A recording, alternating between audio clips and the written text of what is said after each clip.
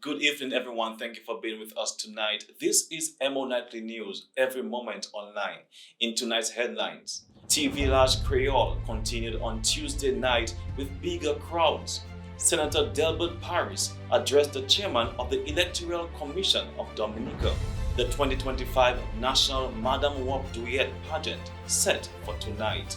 Ophelia Marie, Our Lady of Song, shared her views at the World Creole Music Festival press conference. St. Kitts and Nevis shares its stance on Caricom's new free movement initiative. And Japan has elected its first ever female prime minister. These stories and more coming up next.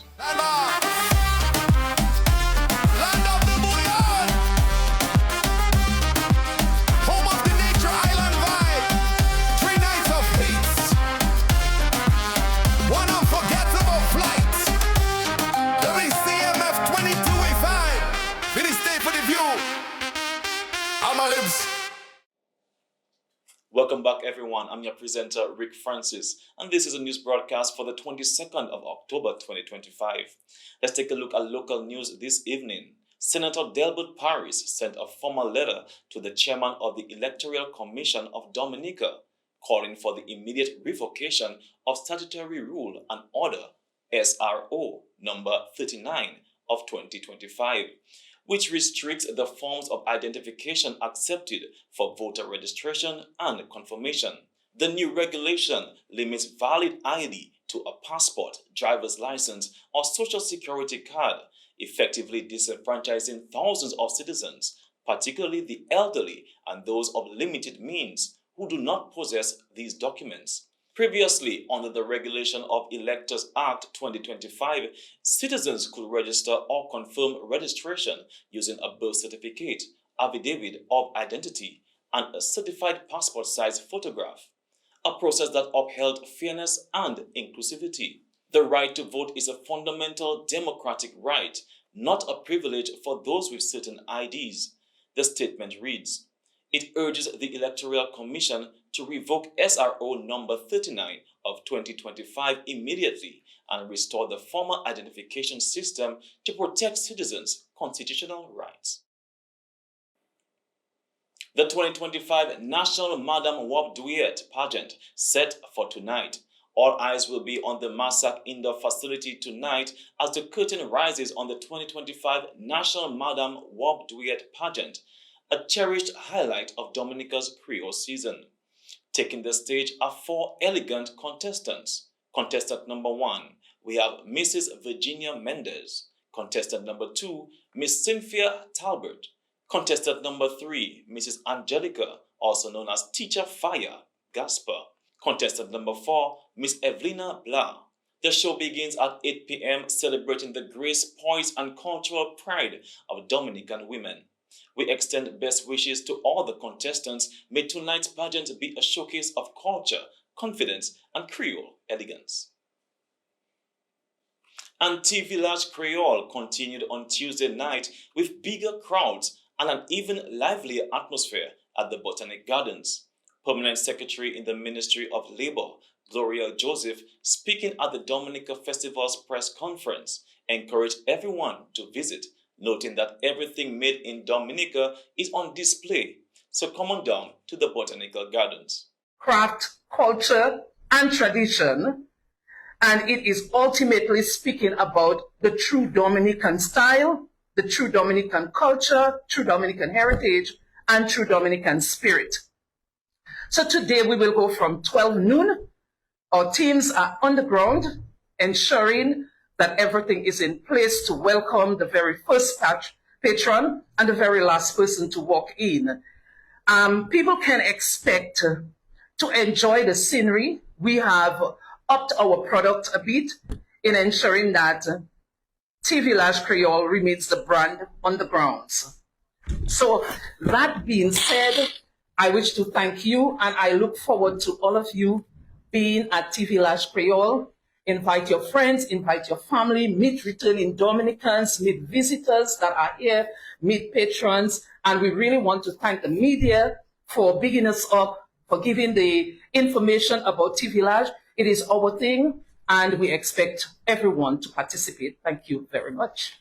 The evening came alive with performances from Booyah Boss, Asa Banton, the Paybush Cultural Group, the Swinging Stars Band, DJ Taffy and Friends, and many others who thrilled the crowd.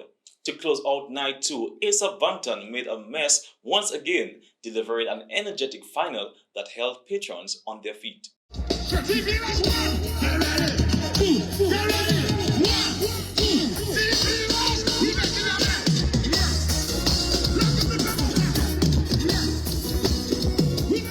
The event continues tomorrow with more entertainment, culture, and vibes, and we'll bring you more in tomorrow's newscast. Church members from various denominations braved rainy conditions in Portsmouth on Sunday, October 19th, 2025, for a prayer march held from 4 o'clock to 6 p.m. The march, organized and led by Pastor Edward Arlington Wilson of the Christian Union Church, was held in response to a recent surge in crime and violence in the community and across the island.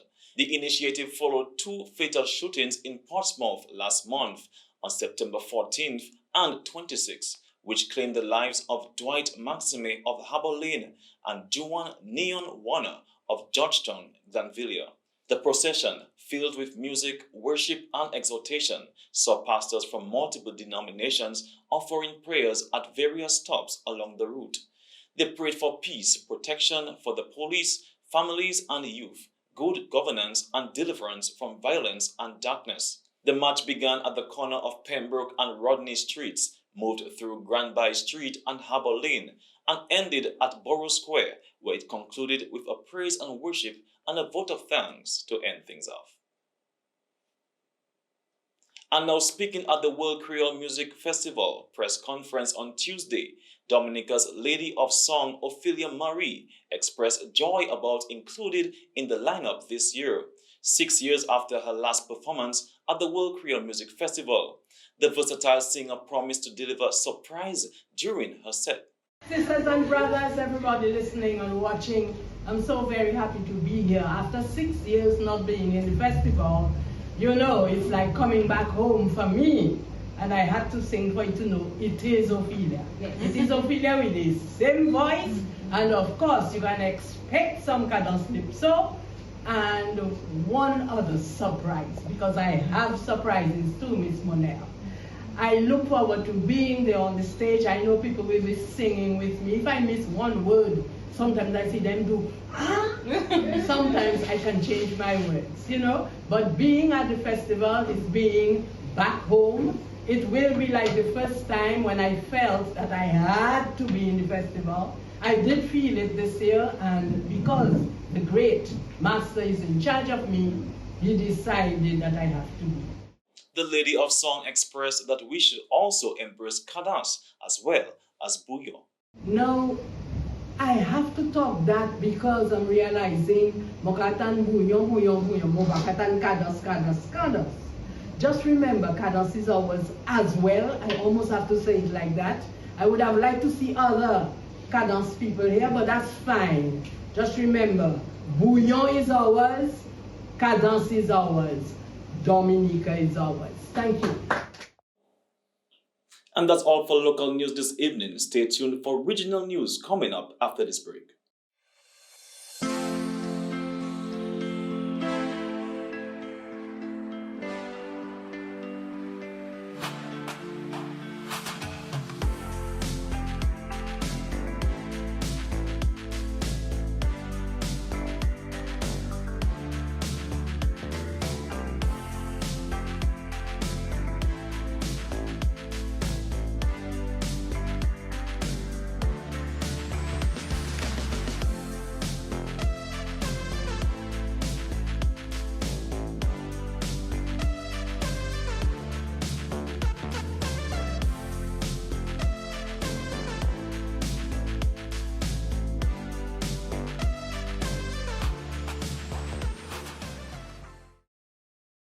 And now for regional news. For the first time in nearly 10 years, a new group of officers has officially joined His Majesty's prison in Antigua and Barbuda.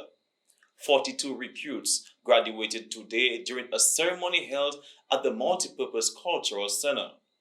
The officers completed 9 weeks of intensive training with focus on legal education, firearms use, and conflict management. Public Safety Minister Sir Tedroy Benjamin praised the new graduates, saying that they are well prepared to strengthen prison security and support national safety. He also announced plans to update the Prison Act before the year's end. Prime Minister Dr. Terence Drew says the government of St. Kitts and Nevis is carefully reviewing Caricom's new free movement initiative to protect the interests of smaller member states. He noted that while regional integration is important, safeguards are needed to maintain national stability and fairness for local citizens. Dr. Drew added that public consultation will take place before any final decision is made.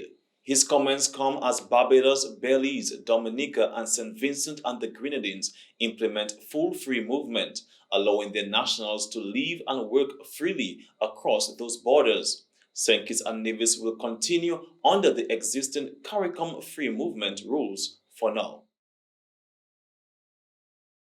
The Caribbean Development Bank is pushing for greater disability inclusion in the region at the 2025 Caribbean Disability Conference. CDB President Daniel Best called for action to remove barriers in education and services.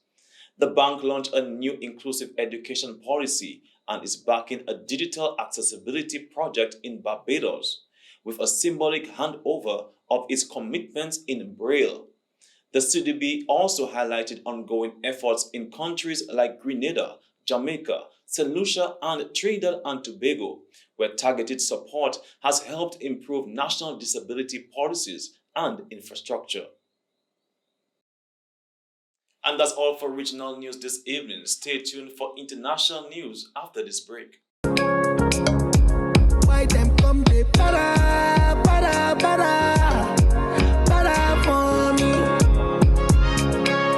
Why everybody come they para, para, para, para for me? Why them come they para, para, para, para for me? And now for international news. Former French President Sarkozy begins prison sentence. The former French President Nicolas Sarkozy has arrived at La Cité prison in Paris to begin serving a 5-year sentence for criminal conspiracy. He is the first former leader of an European Union country to be jailed. The 70-year-old was convicted last month for accepting illegal campaign funds from the late Libyan ruler Muammar Gaddafi during his 2007 presidential campaign. Sarkozy denies all the charges and has filed an appeal. Before arriving, he posted on X, calling himself an innocent man and saying, "Truth will prevail."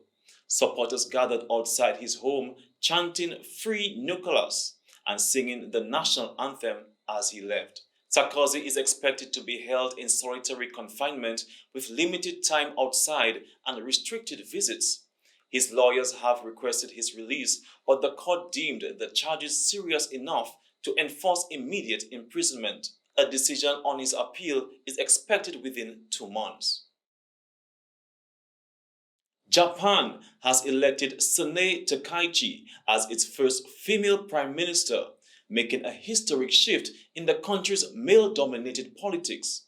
The 64-year-old conservative and close ally of the late Shinzo Abe takes office amid economic challenges and political gridlock. In her first speech, Takaichi vowed bold reforms and strong focus on national interests. A supporter of constitutional revision and known for visiting a controversial war shrine, her stance may strain ties with China and South Korea, key regional partners. And now moving on to Paris, the daring heist at the Louvre has shocked the art world and left France reeling. The value of the stolen treasures, including pieces considered national crown jewels, is now estimated at nearly €90 million.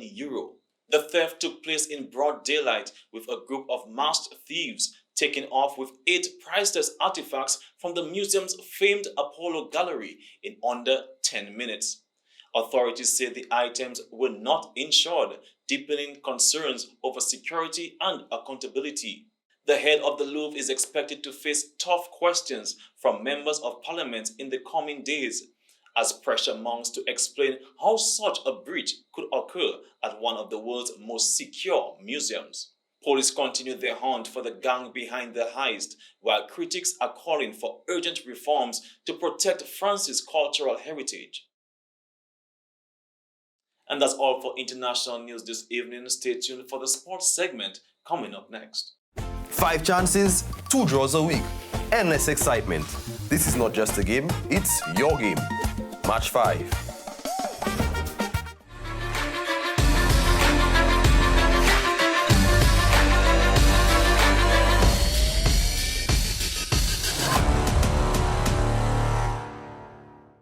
And welcome to the sports segment. The North District is ready for the Independence Athletics Finals. Following a successful round of preliminaries in Dubla, student athletes from 8 primary schools showcased their talents in running, jumping, and throwing events. Let's take a look.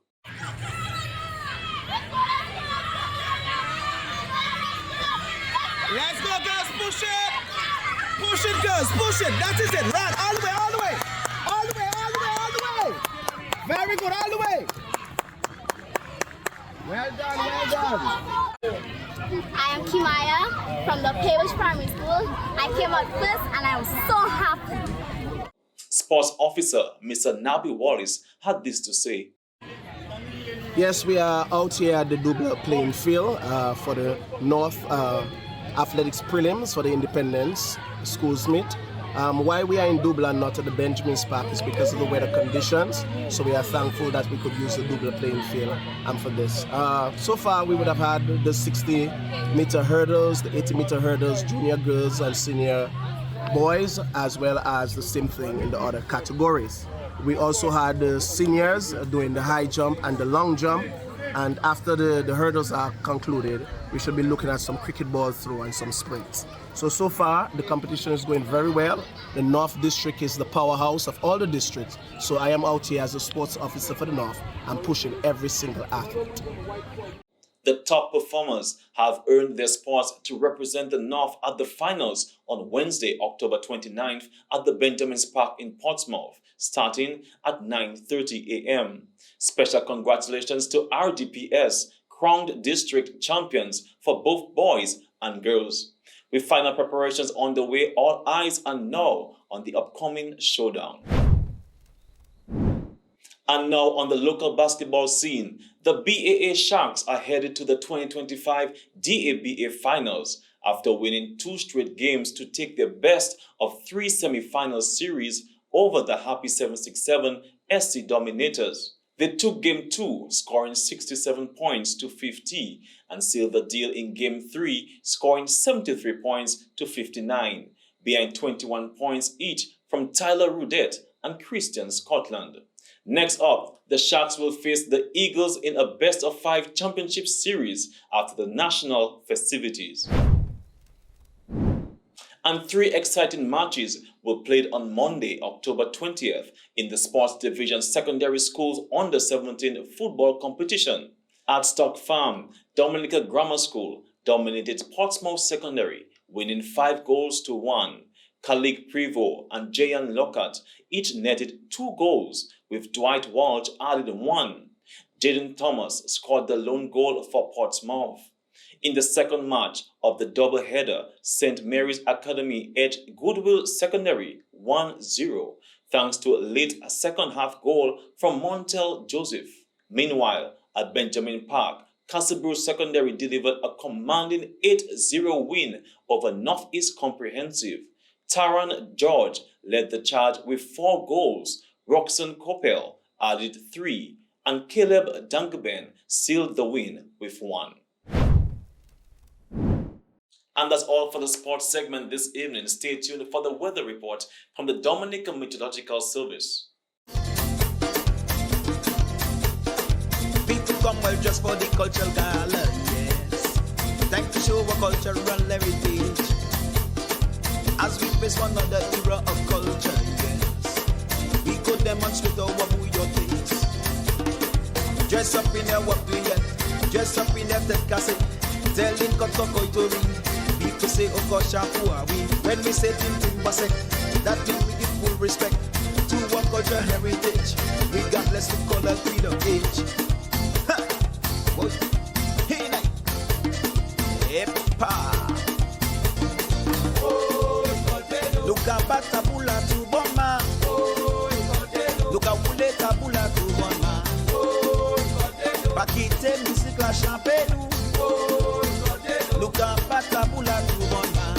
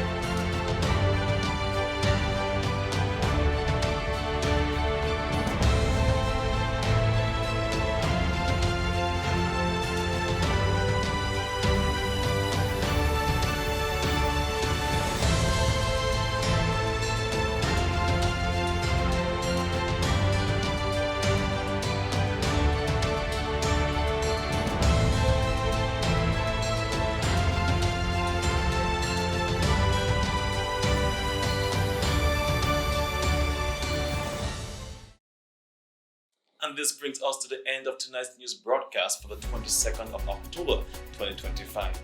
I'm your presenter, Rick Francis, and on behalf of the entire newscast, we say thank you for viewing. This is Emo Nightly News, every moment online. Good night.